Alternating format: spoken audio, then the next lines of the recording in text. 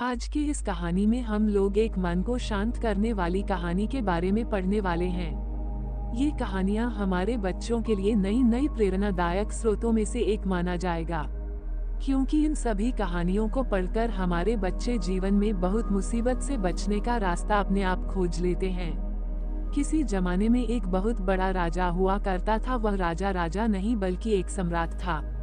दोस्तों, यहाँ सम्राट का मतलब होता है कि 100 से ज्यादा राज्य पर विजय होने वाले राजा को सम्राट कहा जाता है। वह राजा इतना बड़ा था कि और साथ में इतना महान था कि जिस व्यंजन में हुआ राजा शामिल होता था वह जंग हमेशा से जीत जाया करता था, क्योंकि राजा के पास बहुत ज्यादा बुद्धिमानी तथा दिमाग वाली तरीके होते थे किसी को भी प्रेरित करने के लिए। ऐसे में वह राजा करीब करीब 200 से ज्यादा जीत चुका था और वह अब एक सम्राट राजा कहलाया करता था। इतना ज्यादा राज्य जीतने के बावजूद भी उस राजा को कहीं चैन नहीं आता था। वह सुख शांति के लिए इधर उधर भटकता रहता था। एक बार की बात है, वह एक मंत्री से पूछता है कि हमें सुख शांति चाहिए, हमें इतना राज्य जीत चुके हैं लेकिन हमें फिर भी शांति नसीब नहीं है, हमें क्या करना चाहिए। तो भी वह मंत्री कहता है कि मैं एक ऐसे बाबा को जानता हूँ, मतलब कि मैं एक ऐसे ऋषि को जानता हूँ जो सभी को उनको अच्छे अच्छे दिखाकर उन्हें शांति के मार्ग पर चलाकर उससे शांति दिलाता है। यदि आप उस राजा से संपर्क करेंगे तो आपको जरूर शांति मिल जाएगी। वह राजा बिल्कुल ऐसा ही करता है। वो उसी ऋषि के पास चला जाता है जहाँ पर है उसे शांति मिलने की संभावना थी। दूसरे के पास जाता है और अपना सारा उसे किसी को बताता है तो ऋषि कहता है कहीं चैन और सुकून पाना ये तो किस्मत का खेल है। किस्मत अगर आपको चाहेगा तो आपको चेहरा सुकून जरूर मिल जाएगा, क्योंकि किसी को भी शांति देना या चैन सुकून देना या कुदरत का कानून के मुताबिक होता है, ना कि कोई किसी को चैन सुकून दे सकता है। उसके बाद वह राजा उससे कई विनती करता है कि उसे किसी भी प्रकार का कोई भी धन दौलत या कोई राशि ले ले, लेकिन उनके बदले में उसे शांति दिया जाए। तभी वह ऋषि फिर भी नहीं मानता है और कहता है कि यह तो सबकी तकदीर का भाग्य लिखा हुआ है, जो जैसा कर्म करेगा उन्हें वैसा ही फल मिलेगा, क्योंकि इस दुनिया में अभी इसी प्रकार के कानून चला करते हैं। ऊपर वाले जमीन पर अपनी दया दृष्टि हमेशा बनाकर रखती है। यही कारण है कि आज हम लोग चैन और सुकून की जिंदगी से जीते हैं। अगर ऊपर वाला चाहेगा कि हम किसी को सुकून की जिंदगी कभी नहीं देंगे तो हर चाहे इंसान लाख कोशिश कर ले उन्हें सुकून नहीं मिलेगा, क्योंकि सुकून मिला तो तकदीर का खेल है और जो तकदीर पर विश्वास करता है उन्हीं को ये बात समझ में आएगी। दी तकदीर भगवान और खुदा से संबंधित किसी भी प्रकार की जमीनी आदमी कोई भी कार्य नहीं कर सकता ऊपर वाले के अलावा। वह राजा उस ऋषि के पास से निराश होकर अपने घर चला जाता है, मतलब अपने महल चला जाता है। फिर वहां उन्होंने सभी मंत्रियों तथा अपने नौकरों को बुलाकर पूछता है कि क्या तुम्हें तुम्हारी जिंदगी में चैन सुकून है। तू भी सभी नौकर और सभी मंत्रियों एक एक करके जवाब देता है। नौकर कहते हैं जी हाँ, जब मैं यहाँ से घर जाता हूँ खा पीकर मैं चैन की नींद सो जाता हूँ। तभी राजा फिर से अपने मंत्री से सवाल करता है कि क्या तुम्हें चैन और सुकून की नींद आता है। सभी मंत्रियों भी कहते हैं कि हाँ, मुझे तो कई बार काम कर देगा तेरे ज्यादा थकावट हो जाती है कि मुझे घर जाते ही बिना खाना खाए हैं नींद आने लगता है, और मैंने कई बार ऐसे ही बिना खाए ही सो जाया करता था।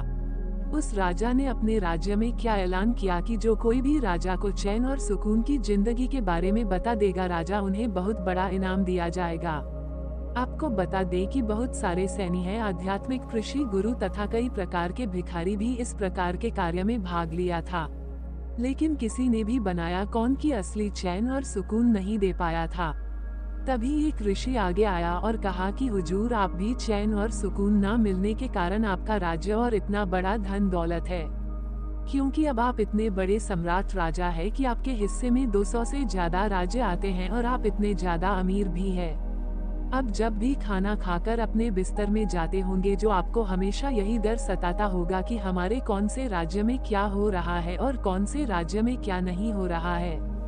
आप जब भी अपने बिस्तर में जाते होंगे रिया सोचते होंगे कब कोई आप पर कोई वार कर सकता है, अब कोई आपके पीठ पीछे कोई दुश्मनी कर सकता है, अब कोई आपकी पीठ पीछे अपने स्वार्थ के कारण आप ही पर यहाँ पर वार कर सकता है। इन सब कारणों से आपको नींद चैन नहीं आता है, और आपको नींद चैन नहीं आने के कारण आपका राजा सम्राट होने का मुख्य कारण है।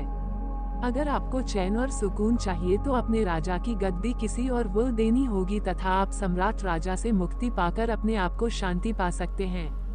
लेकिन उसमें भी एक शर्त है, अगर आप इस गति से छोड़ देंगे तो आप इस राज्य छोड़कर कहीं और जंगल में अपनी जिंदगी गुजर बसर करेंगे। जब तक आप इस राज्य तथा विराजमान से किसी प्रकार की कोई भी संबंध रखेंगे तो आपको किसी न किसी प्रॉब्लम के बारे में सुनने को अवश्य मिलेगा और आप हमेशा प्रॉब्लम को अपने आप को उसी प्रॉब्लम में सॉल्व करते हुए रहता उसकी चिंता करते हुए नजर आएंगे। राजा अगले दिन ऐसा ही करता है, वह अपनी राजगद्दी को छोड़कर किसी दूसरे राजा मत का भी अपने बेटे राजकुमार को गद्दी सौंप देता है और कहता है कि बेटा अब मुझे चैन सुकून की जिंदगी जीने दो, अब मैं राजा बनकर नहीं जी सकता। तभी वह राजा जंगल के लिए सफर के लिए निकल जाता है। बिल्कुल ही अकेला रास्ते में उन्हें एक ऋषि सिद्ध करते हुए दिखाई देता है, जो कि बहुत ज्यादा दिनों से तपस्या करके भगवान को मनाने के प्रयास कर रहा था। वो उसी जगह बैठ जाता है और वही ऋषि जो ध्यान पर बैठा था उसे निहारते रहता है। काफी दिन बीत जाने के बाद राजा का यज्ञ पूरा हो जाता है, मतलब कि वह ऋषि का यज्ञ पूरा हो जाता है और उसके बाद उसका नींद टूट जाता है।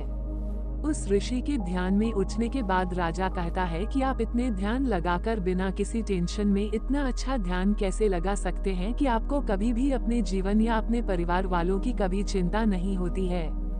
तभी वो कहता है कि जीवन की चिंता और परिवार की चिंता करना मैंने भगवान पर पूरी तरह से छोड़ दिया है और अब मैं व्यवस्था में अपना ध्यान लगाता हूँ, मुझे किसी भी प्रकार की कोई टेंशन नहीं होती है।